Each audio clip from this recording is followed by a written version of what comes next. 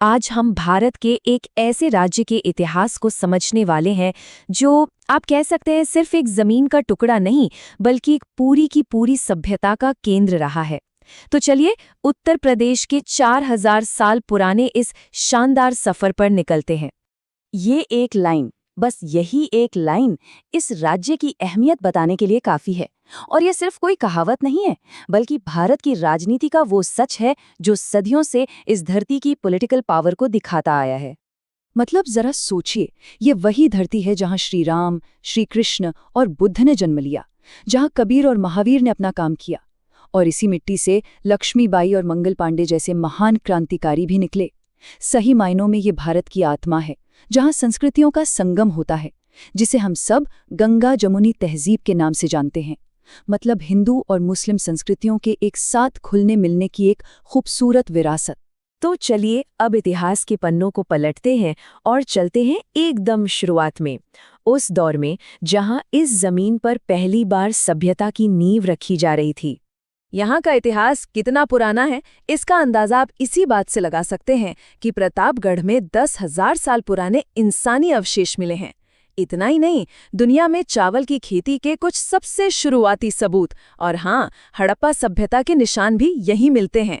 और फिर लगभग 1500 ईसा पूर्व में आर्यों के आने के साथ ही यहाँ वैदिक युग शुरू हुआ। अच्छा, वैदिक काल में इस इलाके को ब्रह्मर्षि देश या मध्य देश के नाम से जाना जाता था। क्यों? क्योंकि इसे आर्य सभ्यता का गढ़, उसका सेंटर माना जाता था। ये भारद्वाज, वशिष्ठ और वाल्मीकि जैसे महान ऋषियों की तपोभूमि थी।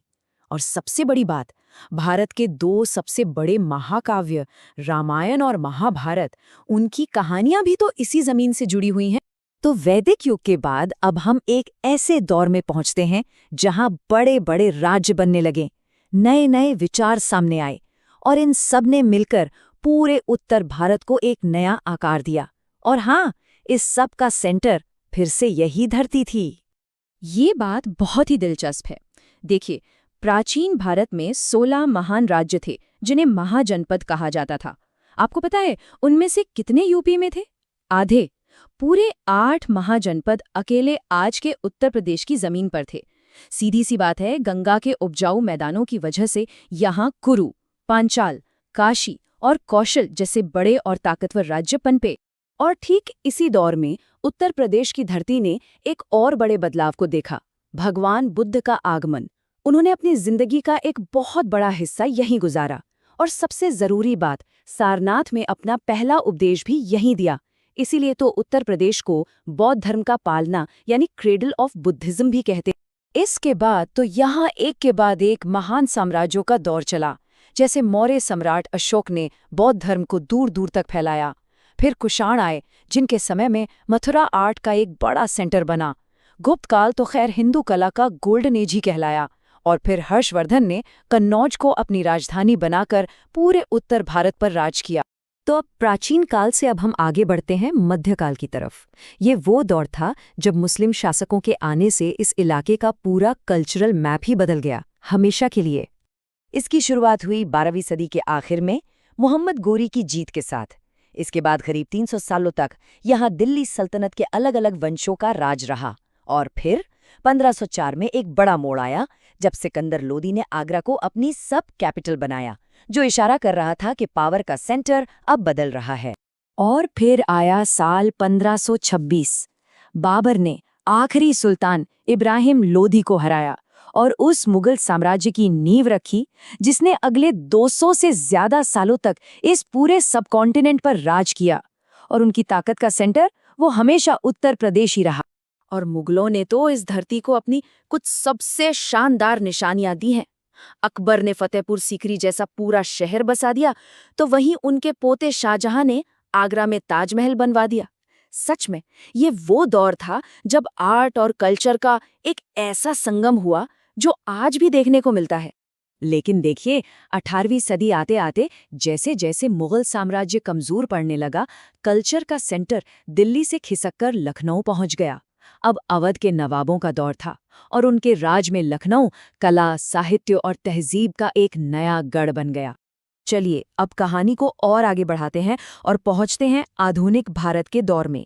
ये वो समय था जब यही क्षेत्र ब्रिटिश हुकूमत के खिलाफ सबसे बड़े संघर्ष का सेंटर बनने वाला था। यहाँ एक सवाल उठता है, भारत का पहला स्वतंत्रता संग्राम 1857 की वो क्रांति, उसकी पहली चिंगारी आखिर भड़की कहाँ से थी? जवाब है मेरठ, उत्तर प्रदेश। जी हाँ, 1857 की उस महान क्रांति की शुरुआत इसी शहर से हुई, जो फिर धीरे धीरे पूरे उत्तर भारत में आग की तरह फैल गई, और इसी को हम भारत का पहला स्वतंत्रता संग्राम कहते हैं। इस क्रांति के बाद इस इलाके में कई बड़े प्रशासनिक बदलाव हुए, जैसे 1902 में इसका नाम रखा गया United provinces of Agra and Awadh. फिर 1920 में राजधानी इलाहाबाद से लखनऊ शिफ्ट हो गई। देश की आज़ादी के बाद 1950 में जाकर इसे अपना आज का नाम मिला, उत्तर प्रदेश।